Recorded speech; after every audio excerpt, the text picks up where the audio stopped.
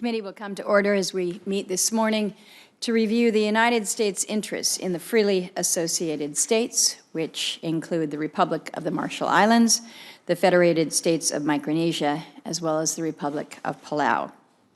The United States has a unique relationship with these nations through our compacts of free association, through which we provide for their national defense and their citizens have the right to live, to work, and to go to school in the United States without the need for a visa.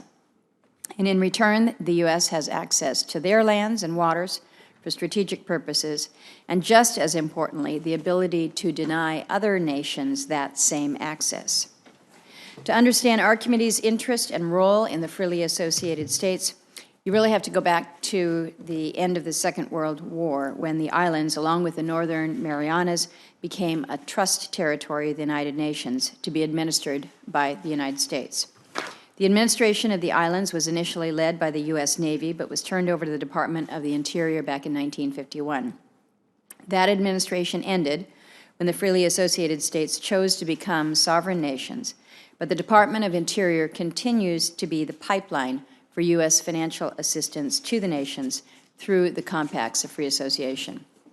I think it's also worth noting that in 1946, the predecessors to this committee, the Committee on Public Lands and the Committee on Territories and Insular Possessions, merged to form the Committee on Interior and Insular Affairs. So there's a long-standing history and a connection between this committee and other U.S. affiliated islands. I think sometimes people look and say, well, wait, it's the Energy and Natural Resources Committee. How do the insular affairs fit in? And so I think it's important to remind us of that history.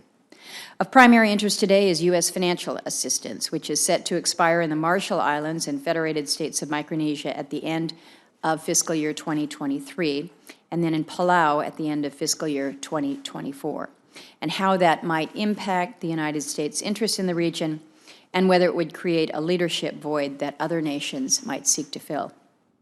We must also be mindful of the United States' nuclear legacy in the Marshall Islands, after conducting 67 nuclear tests between 1946 and 1958 at Bikini and Enewetak, and their impact on those and the surrounding atolls and their inhabitants.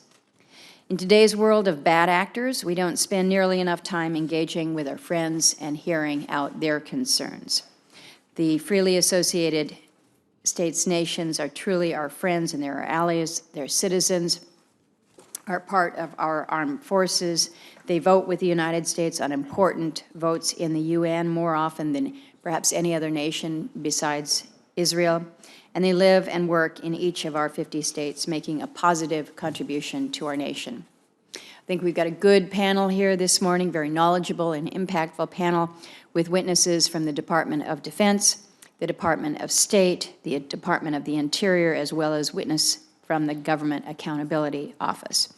Hopefully you can all help tie these interests together with the discussions that we will have. I look forward to hearing from each of you.